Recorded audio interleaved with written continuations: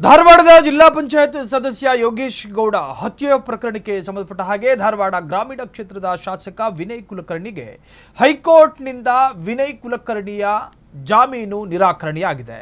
ವಿನಯ್ ಕುಲಕರ್ಣಿ ಸಲ್ಲಿಸಿದ್ದ ಜಾಮೀನು ಅರ್ಜಿ ವಜಾಗೊಂಡಿದೆ. ನ್ಯಾಯಮೂರ್ತಿ ಸುನೀಲ್ ದತ್ ಯಾದವ್ ಅವರಿದ್ದಂತಹ ಪೀಠ ವಜಾಗೊಳಿಸಿ ಆದೇಶ ಹೊರಡಿಸಿದೆ.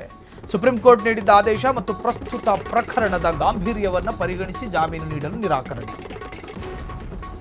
ಧಾರವಾಡದ ಜಿಲ್ಲಾ ಪಂಚಾಯತ್ ಸದಸ್ಯ ಅಧ್ಯಕ್ಷ ಯೋಗೇಶ್ ಗೌಡ ಬ್ರೂಟಲ್ ಮರ್ಡರ್ ಪ್ರಕರಣ. ಆ ಪ್ರಕರಣದಲ್ಲಿ ವಿನಯ್ ಕುಲಕರ್ಣಿ ಈಗ ಪರಪ್ಪನ ಅಗ್ರಹಾರ ಜೈಲು ಸೇರಿದ್ದಾರೆ.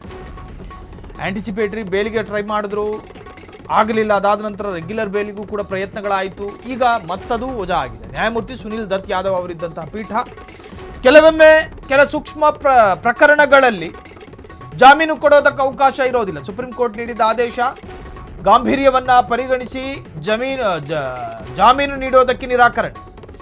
ಸುಪ್ರೀಂ ಕೋರ್ಟ್ ಈಗಾಗಲೇ ಜಾಮೀನು ರದ್ದು ಮಾಡಿದೆ, ಹಾಗಾಗಿ ಅದನ್ನೇ ಎತ್ತಿ ಹಿಡಿದಿದೆ. ಈ ಹಂತದಲ್ಲಿ ಹೈಕೋರ್ಟ್ ಮಧ್ಯಪ್ರವೇಶ ಮಾಡುವುದು ಸರಿಯಲ್ಲ. ಮೇಲಿನ ನ್ಯಾಯಾಲಯ ಒಂದು ಆದೇಶ ಕೊಟ್ಟಾಗ ಕೆಳ ನ್ಯಾಯಾಲಯ ಆದೇಶವನ್ನ ಎತ್ತಿ ಹಿಡಿಯುವಂತ ಪ್ರಯತ್ನಗಳು ಮಾಡ್ತಾರೆ. ಧಾರವಾಡ ಜಿಲ್ಲಾ ಪಂಚಾಯತ್ ಸದಸ್ಯ ಯೋಗೇಶ್ ಗೌಡ ಹತ್ಯಾ ಪ್ರಕರಣ. ಹಾಗಾದ್ರೆ ವಿನಯ್ ಕುಲಕರ್ಣಿಗೆ ಮತ್ತಷ್ಟು ದಿನ ಜೈಲೇ ಗತಿನ? ಕೊಲೆ ಪ್ರಕರಣದಲ್ಲಿ ಕಾಂಗ್ರೆಸ್ಸಿನ ಈ ತರಹದ ಪ್ರತಿನಿಧಿಗಳು ಹೆಸರು ಮಾಡಿಕೊಂಡು ಈಗ ಪರಪ್ಪನ ಅಗ್ರಹಾರದಲ್ಲಿದ್ದಾರೆ. ಇತ್ತೀಚೆಗೆ ಡಿ ಕೆ ಶಿವಕುಮಾರ್ ಕೂಡ ಜೈಲಿಗೆ ಹೋಗಿ ಇವ್ರನ್ನ ಭೇಟಿ ಮಾಡ್ಕೊಂಡು ಬಂದರು. ಅವ್ರು ಭೇಟಿ ಮಾಡ್ಕೊಂಡು ಬಂದ ನಂತರ ಪಪ್ಪಿ ಬಿಡುಗಡೆ ಆದರು. ಈ ಮನುಷ್ಯ ಪಾಪ ಇನ್ನೂ ಅಲ್ಲೇ ಇದ್ದಾರೆ. ಯೋಗೇಶ್ ಗೌಡನ ಕೊಲೆ ಪ್ರಕರಣದಲ್ಲಿ ಅತಿ ಹತ್ತಿರದ ಸಂಬಂಧ ಕುಲಕರ್ಣಿಗಿತ್ತು ಈ ಕೊಲೆ ಪ್ರಕರಣದಲ್ಲಿ ಅನ್ನೋದೇ ಈತನ ವಿರುದ್ಧದ ಅತಿ ದೊಡ್ಡ ಎವಿಡೆನ್ಸ್.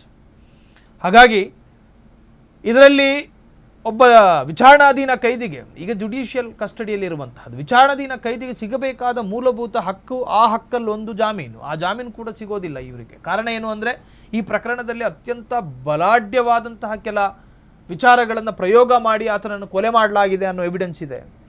ಹಾಗಾಗಿ ಅರ್ಜಿದಾರರ ಜಾಮೀನು ಅರ್ಜಿ ಕೆಳ ಹಂತದ ನ್ಯಾಯಾಲಯದಲ್ಲೂ ಕೂಡ ಅರ್ಜಿ ವಜಾ ಆಗಿದೆ. ಈ ಹಿಂದೆ ಸುಪ್ರೀಂ ಕೋರ್ಟ್ನಲ್ಲೂ ಕೂಡ ಆ ಅರ್ಜಿಗೆ ನಕಾರ ಇತ್ತು, ಆ ಅರ್ಜಿಯನ್ನು ತಿರಸ್ಕಾರ ಮಾಡಲಾಗಿತ್ತು. ಹಾಗಾಗಿ ಸ್ವಾಭಾವಿಕವಾಗಿ ಕೆಳ ನ್ಯಾಯಾಲಯವು ಕೂಡ ಆ ಅರ್ಜಿಯನ್ನು ತಿರಸ್ಕಾರ ಮಾಡುತ್ತೆ. ಈಗ ಆಗಿರುವಂತಹದ್ದು ಕೂಡ ಅದೇ.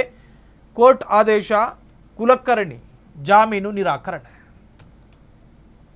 ಕ್ಷಣ ಕ್ಷಣದ ಸುದ್ದಿಗಳಿಗಾಗಿ ಫ್ರೀಡಂ ಟಿವಿ ಸಬ್ಸ್ಕ್ರೈಬ್ ಮಾಡಿ, ಲೈಕ್ ಮಾಡಿ ಹಾಗೂ ಫಾಲೋ ಮಾಡಿ. ಹೊಸ ಸುದ್ದಿಗಳ ನೋಟಿಫಿಕೇಶನ್ಗಾಗಿ ಬೆಲ್ ಐಕಾನ್ ಮೇಲೆ ಕ್ಲಿಕ್ ಮಾಡಿ.